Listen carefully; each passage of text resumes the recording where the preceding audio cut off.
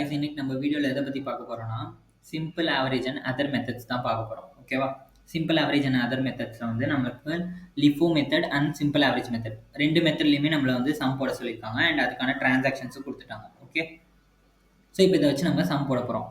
First transaction பாருங்க, January 5 purchased 4000 units at 4 rupees each. So purchase பண்ணியிருக்கனால நம்ம goods receive note number போட்டிருக்கோம் and receipt காலம்ல 4000 units at 4 rupees each, 16,000 total. ஓகேவா? இது வந்து நம்ம அப்படியே பேலன்ஸ் காலம்ல ரெக்கார்ட் பண்ண போறோம். 4000 at 4 rupees 16,000. ஓகேவா? அடுத்த டிரான்சாக்ஷன் பாருங்க, அகைன் பர்ச்சேஸ் பண்ணியிருக்கோம் January 20 500 units at 5 rupees each. So again purchase பண்ணனால purchase காலம்ல 500 units at 5 rupees each, 2500. இப்போ பேலன்ஸ்ல எவ்வளோ இருக்கும்? ஆல்ரெடி இந்த 4000 யூனிட்ஸ் அப்படியே இருக்குமா? அடுத்தது இந்த 500 யூனிட்ஸ் நம்ம அது கூடவே ஆட் பண்ண போறோம். ஓகேவா? அடுத்தது வந்து February 5 issued 2000 units. So issue பண்ணியிருக்கோம். ஸோ இது வந்துட்டு லாஸ்ட் இன் ஃபர்ஸ்ட் அவுட். கரெக்டாக நம்ம ஃபர்ஸ்ட் போடுறது last in first out method. So அப்போ வந்துட்டு அதில் 2500 யூனிட்ஸ் வந்து நம்ம இஷ்யூ பண்ண போகிறோமா? ஓகேவா? சாரி, 2000 யூனிட்ஸ் வந்து இஷ்யூ பண்ண போகிறோம்.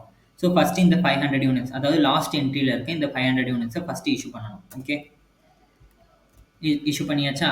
இப்போ பேலன்ஸ் எவ்வளோ இஷ்யூ பண்ணணும்? 2000ல 500 இஷ்யூ பண்ணியாச்சு. பேலன்ஸ் இன்னும் 5500 வந்து இஷ்யூ பண்ணணும். அது வந்துட்டு ஃபர்ஸ்ட் டிரான்சாக்ஷன்லேருந்து கொடுக்கலாம். இந்த 4000லேருந்து நம்ம எடுத்து கொடுத்துடலாம். 1500 into 4, 6000. ஸோ இப்போ இந்த 4000ல 1500 போயிடுச்சுன்னா எவ்வளோ இருக்கும்? பேலன்ஸ் 2500 இருக்கும். 2500 at 4 rupees each, 10,000. ஓகேவா? அடுத்தது February 10 purchased 6000 units at 6 rupees each. So purchase பண்ணியிருக்காங்க, அதனால 6000 at 6 rupees each, 36,000. ஓகேவா? இப்போ இதை வந்துட்டு பேலன்ஸ் காலமில் ரெக்கார்ட் பண்ணணும். ஃபஸ்ட்டு ஓல்டு பேலன்ஸ் 2500 யூனிட்ஸ் இருக்குல்ல, அதை ரெக்கார்ட் பண்ணிவிட்டு அதுக்கப்புறம் நம்ம இந்த நியூ பேலன்ஸை ஆட் பண்ணணும் அது கூடவே.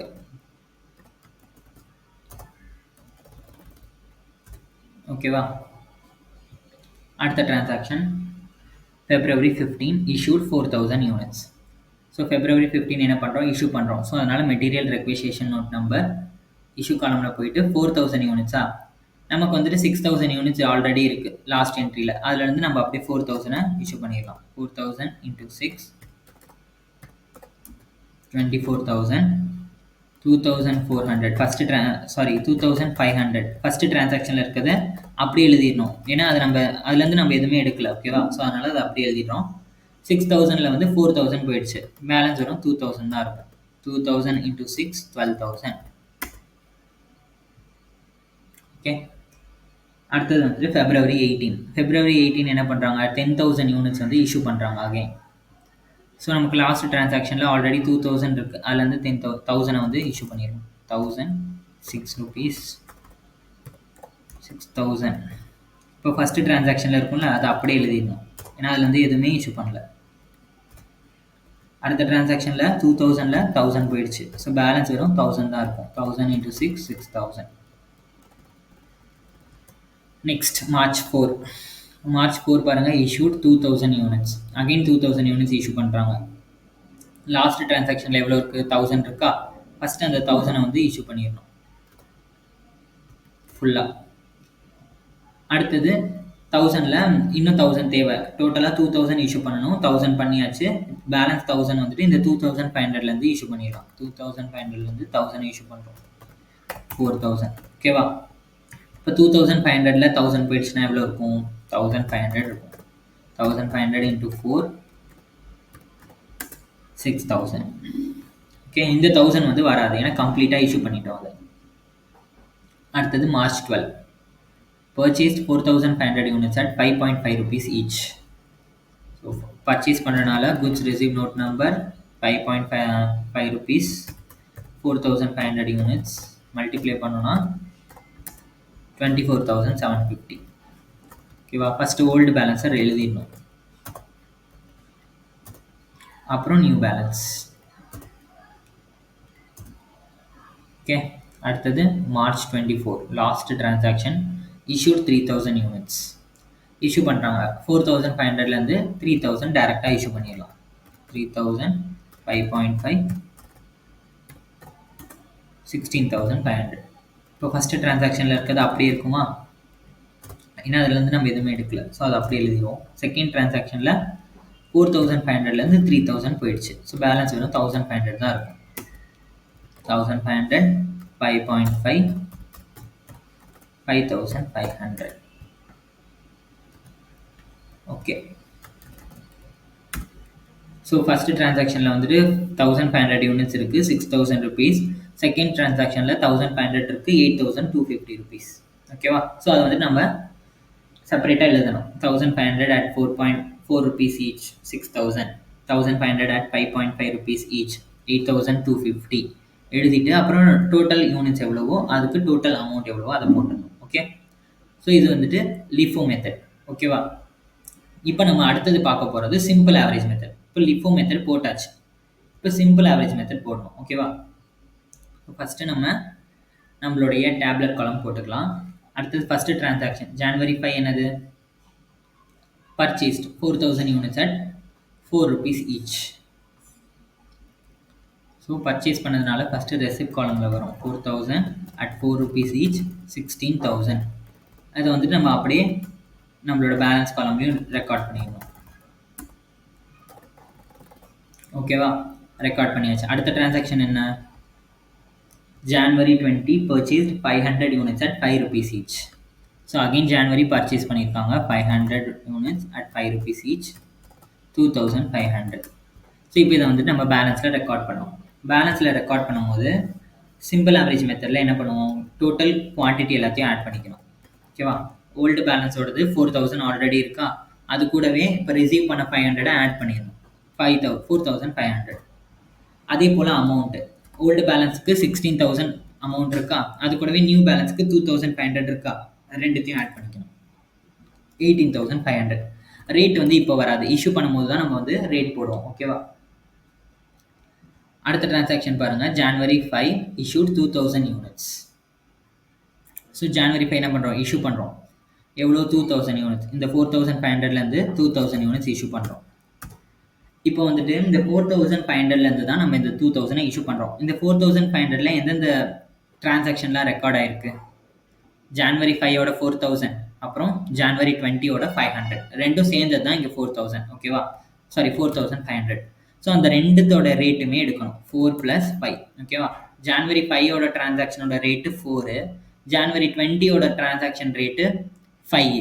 ரெண்டுத்தையுமே எடுத்து டிவைடட் பை 2 ஆவரேஜ் எடுக்கிறோம் 4.5. ஸோ இப்போ இந்த ரேட்டில் தான் நம்ம வந்துட்டு என்ன பண்ணணும்? இஷ்யூ பண்ணணும் 9000. ஓகேவா? ஸோ இப்போ வந்துட்டு பேலன்ஸ் எவ்வளோ இருக்குது? 4500ல் 2000 வந்து போயிடுச்சு. ஸோ 2500 தான் பேலன்ஸ் இருக்குது. அதே போல் அமௌண்ட்டில் 18,500லேருந்து 9000 போயிடுச்சு. பேலன்ஸ் 9500 தான் பேலன்ஸ் இருக்குது. ஓகே. இப்போ அடுத்த டிரான்சாக்ஷன் February 10. February 10 என்ன பண்ணுறோம்? Purchased 6000 units at 6 rupees each. So February 10 6000 units purchase பண்ணியிருக்கோம். ஸோ அதனால் ரெசிப்ட் காலம் 6000 × 6 36,000. இப்போ இதுக்கு அமௌண்ட் எப்படி ரெக்கார்ட் பண்ணுவோம்? பேலன்ஸில் 2500 யூனிட்ஸ் ஓல்டு பேலன்ஸ் ப்ளஸ் 6000 ரெண்டுத்தையும் ஆட் பண்ணி போட்டுருவோம். அதே போல் அமௌண்ட்டு 9500 + 36,000 ஆட் பண்ணி போட்டுருவோம். 45,500.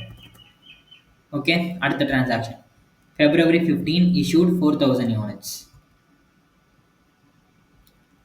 ஓகே. 4000 யூனிட்ஸ் வந்து நம்ம இஷ்யூ பண்ண போகிறோம். ஸோ அதனால் மெட்டீரியல் ரெக்விசிஷன் நோட் நம்பர் இந்த 8500 இருக்கு இல்லையா, இதில் 4000 வந்து இஷ்யூ பண்ண போகிறோம். இப்போ இந்த 8500ல் எந்தெந்த டிரான்சாக்ஷன்லாம் இன்க்ளூட் ஆயிருக்குன்னு பாருங்கள். 8500ல் இந்த 4000 யூனிட்ஸ் 500 அண்ட் 6000 இது எல்லாமே இன்க்ளூட் ஆயிருக்கு. ஆனால் இந்த இடத்துல வந்துட்டு ஒன்று நோட்டீஸ் பண்ணோம். இந்த 4000 யூனிட்ஸில் 2000 ஆல்ரெடி இஷ்யூடு. ஓகேவா? ஆனால் பேலன்ஸ் 2000 இருக்கு இல்லையா, 4000ல் வெறும் 2000 தான் போயிருக்கு. பேலன்ஸ் 2000 வந்து இன்னும் பேலன்ஸ் காலமில் காமிச்சிருக்கோம். ஸோ அதனால் அதோட ரேட்டுமே கன்சிடர் பண்ணணும். இந்த 500மே பேலன்ஸில் இருக்குது, இந்த 6000மே பேலன்ஸில் இருக்குது. ஸோ அதனால் இந்த 3 ரேட்டுமே நம்ம வந்துட்டு ஆட் பண்ணணும். 4 + 5 + 6 டிவைடட் பை 3 ஆவரேஜ் எடுக்கிறோம். பண்ணோன்னா நமக்கு 5 rupees வரும்.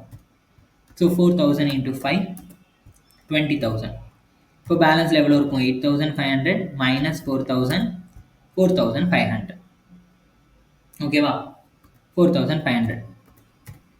இப்போ வந்துட்டு 45,500 minus 20,000, 25,500 பேலன்ஸ் இருக்கும். ஓகே, இப்போ அடுத்த transaction. February 18 issued 1000 units. So again issue தான் பண்ணுறாங்க February 18. இப்போ பாருங்க, இந்த 4,500லேருந்து தான் இப்போ நம்ம இந்த 1000 இஷ்யூ பண்ண போகிறோம். ஓகேவா? ஸோ இதுக்கு வந்து எப்படி நம்ம ரேட் கண்டுபிடிக்கிறது அப்படின்னா, இப்போ நம்ம ஃபஸ்ட்டு வந்து என்ன சொல்லியிருந்தோம், இந்த 4,500 இந்த 4,500 வந்து நமக்கு 2,000 ஆல்ரெடி இஷ்யூ பண்ணிட்டோம். ஸோ பேலன்ஸ் 2,000 வந்து பேலன்ஸ் காலமில் ரெக்கார்ட் பண்ணியிருந்தோம் அப்படின்னு சொல்லியிருந்தோம். ஸோ அதனால அந்த ரேட் எடுத்தோம். இப்போ வந்துட்டு அகெயின் ஒரு 4,000 இஷ்யூ பண்ணிட்டோம் இல்லையா? ஸோ இந்த 4,000ல இருந்த பேலன்ஸ் 2,000மே இந்த 4,000ல செட் ஆஃப் ஆகியிருக்கும். அண்ட் இந்த 500மே செட் ஆஃப் ஆகியிருக்கும். ஸோ 2,500 செட் ஆஃப் ஆகிடுச்சா? பேலன்ஸ் இருக்கிற அந்த 1,500 வந்து இந்த 6,000லேருந்து செட் ஆஃப் ஆகிருக்கும். ஓகேவா? பேலன்ஸ் இருக்க 1,500 வந்து இந்த 6,000ல செட் ஆஃப் ஆகிருக்கும். ஸோ பேலன்ஸ் 6,000ல 1,500 போக பேலன்ஸ் 4,500 தான் இங்கே பேலன்ஸ் காலமில் காமிச்சிருக்கோம். ஸோ அப்போ இந்த 4,500 எந்த டிரான்சாக்ஷனோடது? இந்த 6,000 டிரான்சாக்ஷன், February 10 டிரான்சாக்ஷனோடது. ஸோ அதோடைய ரேட்டு மட்டும்தான் வரும். ஓகேவா? 6 மட்டும்தான் எடுக்கணும். So 1,000 into 6, 6,000. இப்போ 1,500ல 1,000 போயிடுச்சு, 3,500 தான் இருக்கு. ஓகேவா? இப்போ அமௌண்ட்டில் 25,500ல 6,000 போயிடுச்சு, பேலன்ஸ் 19,500 தான் இருக்கு. ஓகே, அடுத்தது March 4. March 4 என்ன பண்ணுறோம்? issued 2,000 units. Again issue. So issue பண்ணுறதுனால material requisition note number March 4 2,000 units issue பண்ணுறோம். இந்த 3,500ல 2,000 இஷ்யூ பண்ணுறோம். நம்ம ஆல்ரெடி சொல்லியிருந்தோம் இந்த 4,500 வந்து இந்த 6,000 யூனிட்ஸோடது அப்படின்னு சொல்லியிருந்தோம். ஸோ அதனால வெறும் 6 யூனிட்ஸ், அந்த 6 rupees மட்டும்தான் அந்த ரேட் எடுத்தோம். இப்போ இந்த 4,500ல 1,000 போயிட்டு பேலன்ஸ் 3,500 இருக்கு. அதுவுமே யாரோடது? இந்த 6,000 யூனிட்ஸோடது தான். ஸோ அதனால வெறும் 6 மட்டும்தான் எடுக்கணும். So 2,000 into 6, 12,000. So 3,500 minus 2,000. Balance எவ்வளோ இருக்கும்? 1,500 தான் இருக்கும். அதே போல் அமௌண்ட்டில் 19,500 minus 12,000 அமௌண்ட்டு பண்ணோன்னா பேலன்ஸ் 7,500 தான் இருக்கும். ஓகேவா? அடுத்தது March 12 பாருங்கள். Purchased 4,500 at 5.5 rupees each. So March 12 என்ன பண்ணுறோம்? பர்ச்சேஸ் பண்ணுறோம். ஸோ அதனால் goods received note number 4,500 at 5.5 rupees each. 4,500 into 5.5 பண்ணோன்னா 24,750 வருது. ஸோ இப்போ நம்ம யூனிட்ஸ் எல்லாம் ஆட் பண்ணோம், குவான்டிட்டி எல்லாம் 1,500 old balance plus new balance 6,000. Rate இங்கே வராது. ஓகேவா?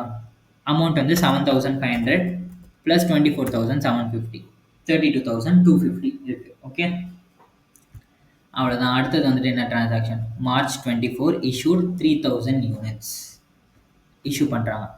Okay, last transaction. ஸோ இந்த 6,000ல வந்து 3,000 வந்து இஷ்யூ பண்ணுறோம். இப்போ இதுக்கு வந்து ரேட் கண்டுபிடிக்கணும். ஸோ இந்த 6,000ல வந்துட்டு எதெல்லாம் இன்க்ளூடட்?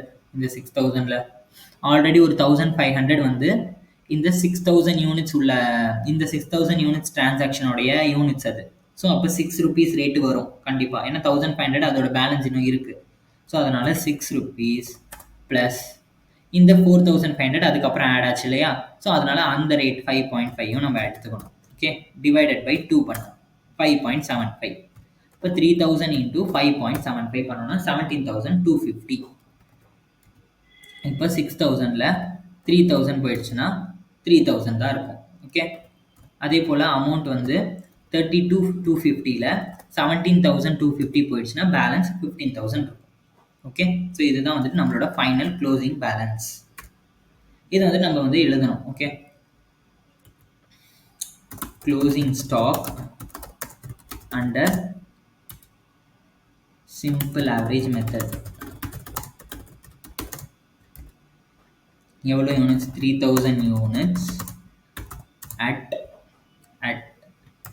Valued at. ஓகேவா? ஏன்னா இங்கே ரேட் இல்லைல்ல, வேல்யூட் அட் rupees 15,000.